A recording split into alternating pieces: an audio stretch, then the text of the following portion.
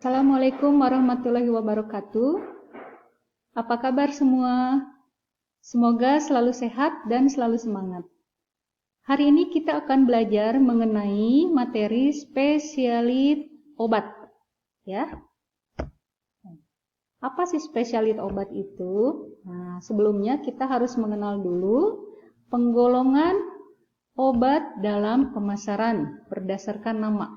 Nah, karena penggolongan obat itu dapat dibagi dengan beberapa kategori. Misalnya kalau berdasarkan undang-undang ada obat keras, obat bebas, obat narkotik, psikotropika, obat bebas terbatas. Nah, berdasarkan farmakologi, misalnya ada obat golongan penahan nyeri, penurun panas, dan sebagainya. Nah, obat berdasarkan bentuk sediaan juga ada sirup, bentuk tablet, ya, bentuk apalagi yang sudah di pertemuan sebelumnya ada bentuk gas aerosol atau bentuk sediaan misalnya setengah padat seperti salep. Nah, di sini penggolongan obat juga ada di dalam pemasaran yaitu berdasarkan nama.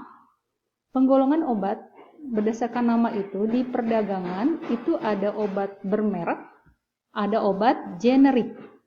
Ya.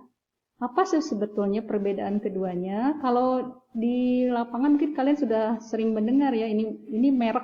Nah, ini generik. Nah, tapi mungkin kita pelajari lebih lanjut ya di sini.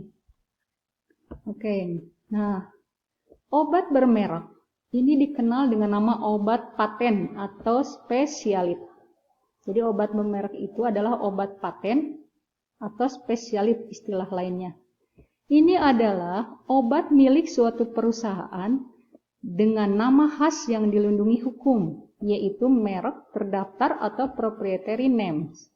Jadi obat ini menggunakan nama dari perusahaan yang dilindungi oleh hukum. Nah, namanya ini didaftarkan sehingga menjadi paten. Nah, seperti itu ya.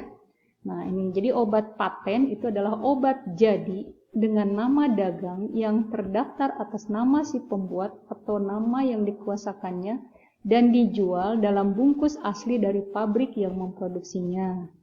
Jadi namanya itu sudah nama yang diberikan oleh nama perusahaan tersebut. Ya, misalnya kalau dalam hal makanan, misalnya kita punya kerupuk. Nah, kalau kita menjual kerupuk tanpa nama, hanya kerupuk saja. Kemudian kita ingin mendaftarkan biar lebih terkenal kerupuk ini, misalnya kerupuk apa? Kerupuk seblak, misalnya seblak apa? Nah, seperti itu. Atau kerupuk apa? Nah, atau misalnya molen, nah, pisang, misalnya pisang bolen bikinan kita dengan pisang bolen yang sudah bermerek, misalnya merek apa yang terkenal ya, nah itu pasti harganya akan berbeda. Nah, karena pisang yang sudah atau makanan yang sudah diberikan merek itu biasanya ada ongkos mendaftarkan hak paten atau nama paten tersebut sehingga harganya menjadi lebih mahal umumnya ya. Baik, nah demikian juga sama dengan obat paten. Obat ini menggunakan nama yang didaftarkan atau merek yang terdaftar ya. Nah, berbeda dengan obat generik. Obat generik obat ini menggunakan nama berdasarkan farmakope untuk zat aktif yang dikandungnya. Jadi nama yang ada dalam kemasannya itu biasanya menggunakan nama-nama yang zat aktif yang tercantum di dalam buku resmi farmasi yaitu farmakope. Nah, obat ini biasanya telah habis masa patennya dan bila masa patennya telah habis yakni selama 20 tahun maka dapat diproduksi oleh semua perusahaan farmasi tanpa perlu membayar royalti ya seperti itu. Tapi mungkin kalian lebih fokus ke definisi yang pertama ini ya untuk lebih jelasnya. Jadi obat ini cirinya itu menggunakan nama zat aktif yang dikandungnya. Nah, nama zat aktifnya nama yang terdapat dalam farmakope. Nah, seperti itu ya. Nah, obat generik itu dibagi juga ada dua macam. Ada obat bergenerik. Nah, sebentar yang kesini dulu. Obat generik berlogo atau OGB. Obat generik berlogo ini adalah sebetulnya obat generik program pemerintah. Tujuannya dikeluarkan untuk memberikan alternatif pada masyarakat untuk memberikan obat dengan kualitas atau mutu yang terjamin, harganya terjangkau, dan ketersediaan obatnya juga cukup sehingga masyarakat dapat mudah mendapatkannya tanpa kesulitan dan harganya juga terjangkau. Ciri OGB ini kita lihat dari lingkaran hijau dengan garis-garis putih dan ada tulisan generik di bagian tengah lingkaran. Logo ini menunjukkan bahwa OGB itu telah lulus uji kualitas, khasiat, dan keamanan. Sedangkan garis-garis putih menunjukkan OGB dapat digunakan oleh berbagai lapisan masyarakat. Ya, itu obat generik berlogo. Ada juga obat generik bermerek. Jadi ini obat generik tapi bermerek. Nah, jadi obat generik ini sebetulnya memakai nama zat aktif, tetapi dapat dinamai sesuai dengan keinginan dari produsen farmasi yang memproduksinya. Contohnya, misalnya ada perusahaan mau memproduksi antibiotik amoksisilin. Perusahaannya misalnya namanya SX. Maka pada obat tersebut akan menjadi misalnya dikasih tambahan nama, misalnya amoxicillin XX untuk membedakan dengan obat generik yang umum ya, bukan yang bermerek. Nah, seperti itu. Jadi ada penambahan kekhasan yang dari obat generik tersebut bahwa ini diproduksi oleh perusahaan tersebut sudah dipatenkan ya. Demikian untuk obat generik bermerek. Nah, ini contoh gambar ya. Misalnya ini ada obat paten dengan obat generik berlogo, kita bandingkan ya.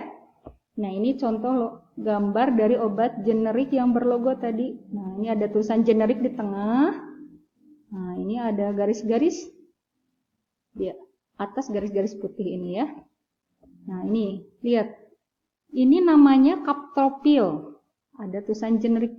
Nama Captropil ini nama yang terdapat di dalam farmakope. Captropil 25 mg isinya adalah Captropil 25 mg. Jadi nama di kemasan ini sama dengan nama di komposisinya. Jadi di komposisinya Captropil, nama di sininya juga Captropil. Berbeda dengan obat ini. Nah, ini yang di kemasan bawah. Ini namanya adalah Tensikap. Nah, ini Tensikap diproduksi oleh perusahaan Sanbe. Nah, komposisi Tensikap mengandung Captropil. Captropil ini nama zatnya, zat aktif obatnya. Sementara perusahaan Sanbe ingin memberi nama supaya berbeda dengan perusahaan lain. Jadi Captropil yang dibuat oleh Sanbe Pharma itu ingin diberi nama khusus, yaitu namanya Tensikap. Nah, ini nama Tensikap ini berarti ini nama paten atau nama merek tadi yang didaftarkan oleh perusahaan Sanbe ini. Isinya di dalamnya ada generiknya adalah Captropil. Bagaimana? Cukup paham tidak dari gambar ini? Sekali lagi, kalau obat generik, ini nama di kemasan ini Captropil. Di dalamnya komposisinya mengandung Captropil juga. Sementara kalau obat dengan nama dagang, nama besarnya ini nama yang terlihatnya di atas ini adalah, ini contohnya Tensikap. Di dalamnya mengandung Captropil. Berarti nama mereknya adalah Tensikap. Ya, ini nama paten atau spesialit. Ini nama generik. Kenapa disebut generik berlogo ini? Lihat ada tandanya.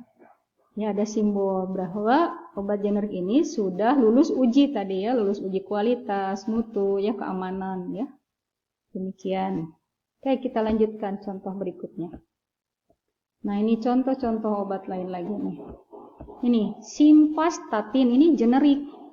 Karena dia namanya pakai nama zat yang ada di dalamnya, yaitu simvastatin. Sementara contoh obat patennya adalah Zocor. Zocor ini nama paten ya, diproduksi oleh perusahaan ini. Di dalamnya mengandung simvastatin. Ya, terlihat nih, ya. Jadi nama luarnya Zocor, di dalamnya mengandung simvastatin sama dengan nama yang ini. Berikutnya nih, Kapoten. Kapoten itu nama merek yang diberikan oleh perusahaan ini. Di dalam Kapoten mengandung Captropil. Padahal Captropil itu di perusahaan Dexa misalnya ini adalah generik karena menggunakan nama Captropil, nama zat aktifnya. Contoh lain lagi. Ini paracetamol. Paracetamol itu nama zat aktif, nama dalam farmakope. kadang-kadang ditulis acetaminophen. Acetaminophen juga nama di farmakope ya. Nah, contoh nama patennya yang mengandung paracetamol adalah misalnya Tylenol. Ya, Tylenol ini nama paten. Di dalamnya mengandung acetaminophen. Acetaminophen ini nama lain dari paracetamol. Nama zat aktif, nama lain ya, tetapi ini nama dalam farmakope. Nama lain paracetamol itu acetaminophen. Nama dagangnya atau nama mereknya Tylenol. Gimana? Oke, kita lanjutkan nih. Ini contoh obat generik berlogo. Ya, seperti ini contohnya. Logonya diingat-ingat ya. Nanti kalau ketemu kemasan-kemasan obat, coba diperhatikan apakah itu nama obat paten atau obat generik berlogo atau obat generik merek. Ya. Nah, ini mungkin ada perbandingan antara generik berlogo, merek, dan obat paten ya. Dari penamaan ini, kalau generik ini sesuai dengan zat aktif yang dikandung. Kalau ini obat generik bermerek itu menggunakan sesuai dengan keinginan produsen ya namanya. Nah, kalau obat paten betul-betul punya paten ya untuk nama yang didaftarkan. Kemasan ada logo generik. Nah, kalau obat generik bermerek itu agak istimewa. Jadi sesuai dengan keinginan produsen, kemasannya biasanya lebih didesain lebih istimewa ya, lebih memiliki ciri khas. Ini juga sama untuk obat paten. Harga untuk obat generik berlogo karena harus dapat dijangkau oleh masyarakat biasanya lebih murah. Karena kemasannya juga sederhana dan tanpa ada biaya promosi. Sedangkan obat generik bermerek, walaupun generik biasanya harganya lebih mahal daripada obat generik berlogo. Tapi masih lebih murah daripada obat paten. Nah, ini tambahan harga ini sebagai ganti biaya promosi dan kemasan. Nah, kalau obat paten biasanya harganya itu lebih mahal, ya, karena ada biaya penggantian paten, daftar paten, uji klinis, biaya penelitian dan promosi juga ya. Ini demikian untuk perbandingan obat generik berlogo, generik bermerek, dan obat paten. Oke, bagaimana, cukup paham? Nah, mudah-mudahan nanti kalian kalau sudah bisa menemukan kemasan obat di rumah atau di tempat di lingkungan sekitar, kalian sudah bisa membedakan apakah itu obat paten atau spesialis ataukah obat generik berlogo atau obat generik bermerek ya. Oke, terima kasih. Demikian penjelasannya. Assalamualaikum warahmatullahi wabarakatuh.